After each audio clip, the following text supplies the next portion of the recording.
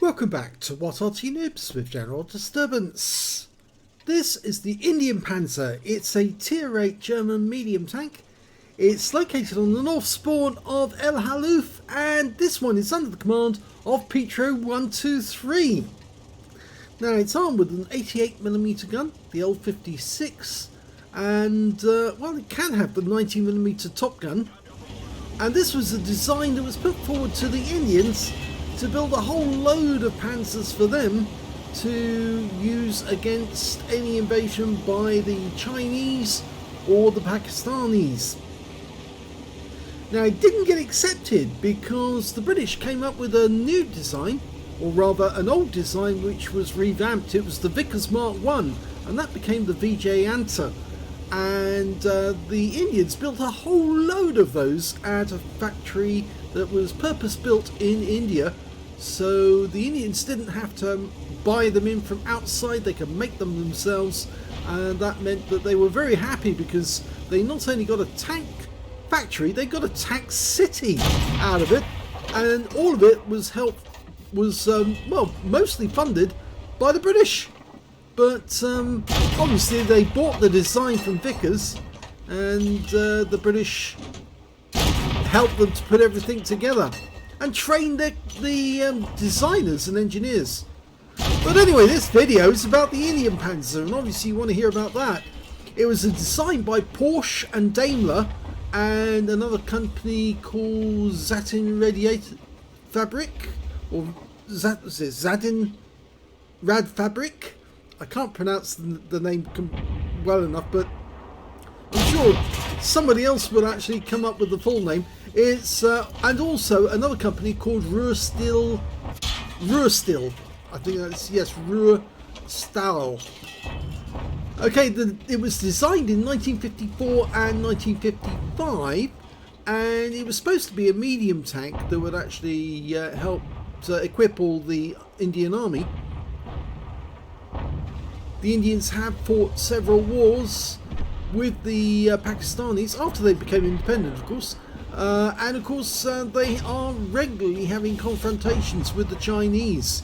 And although the Indians have in the past bought from the Soviets, and they are still buying from the Russians, they needed a tank that was actually a domestic variant, and instead of actually buying Soviet tanks built in Russia, they wanted to build their own. I believe that they are actually now buying from Russia directly, and some of the tanks they actually have. Although, don't quote me on that one. Wouldn't be the best place to buy tanks from at the moment, the Russians, because some of their tanks are not that great.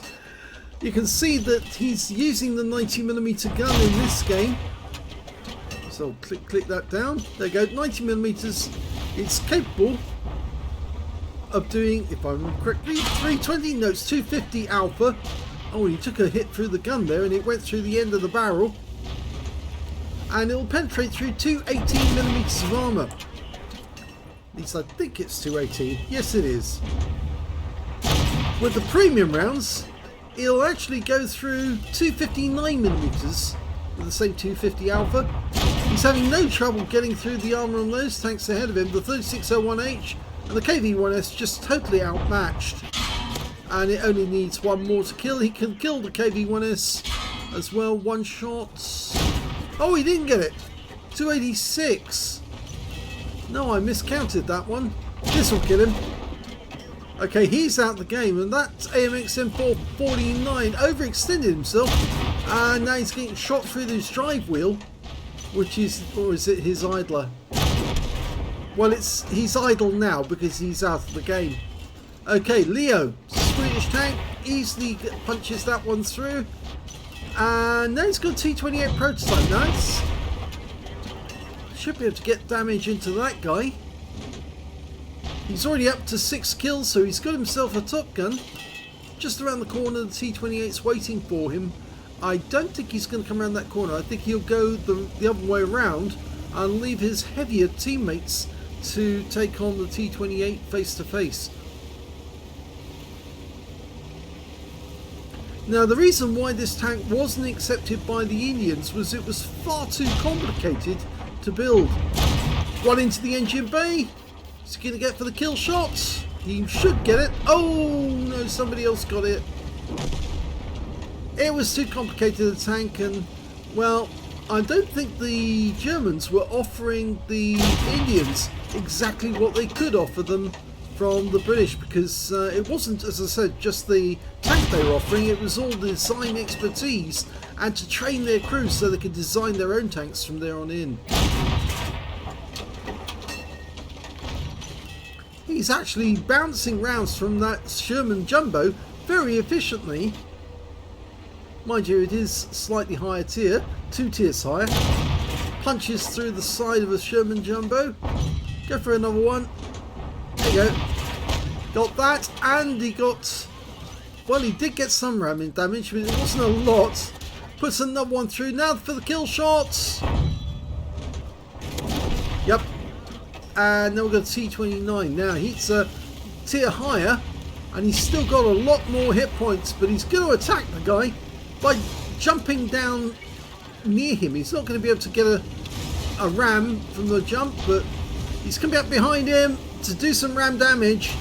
Gives him something, and the kill shot comes in from the T-34-85. There's only 2 enemies left, and there's one of them right now. Long range shot, lovely one, takes him out, gets him a Radley Walters. Well done, Petro.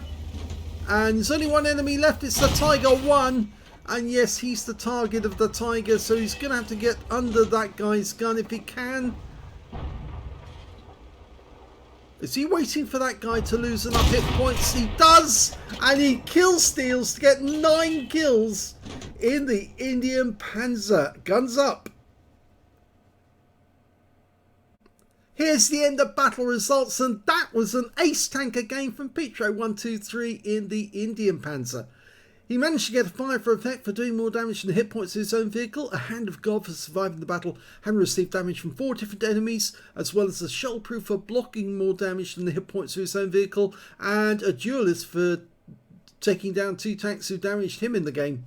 He did get a Radley Walters medal. In fact, he got 1 short of getting a Pools medal in this game, because he did get 9 kills. There just wasn't enough enemy left to get that Pools medal, but it was a very good game. And he also picked up a cool headed for blocking 10 ricochets or non-penetrating shots in a row, a steel wall for blocking the most damage in the game, a high caliber for dealing the most damage in the game, and of course the top gun for getting at least 6 kills. Let's have a look at team score. Well, there you go, top of the table with 4,583 hit points of damage.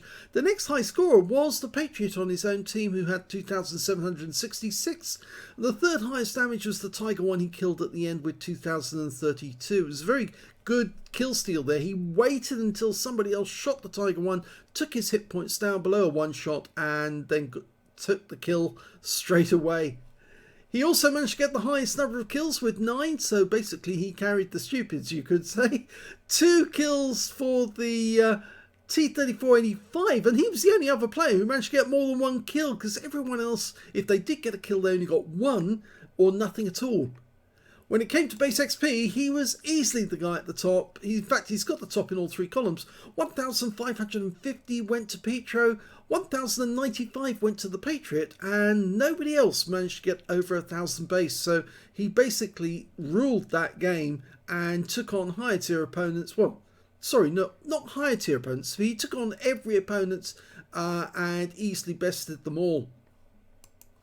He fired 33 rounds in the game, got 25 direct hits and 22 penetrations, damage of 4,583 hit points, of which 252 were up more than 300 meters. 20 hits received from the enemy. Just goes to show how tough this medium tank is, because he was attacking heavy tanks and dealing damage to them. 20 hits received, but only 4 of those penetrated, 16 non-penetrations from them. 2,150 hit points of damage blocked by armour.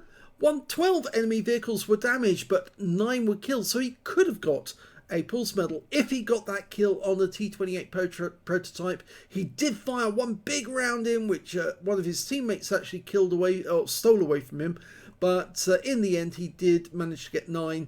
So yes, it would have been a pulse medal game, but for that T28 prototype.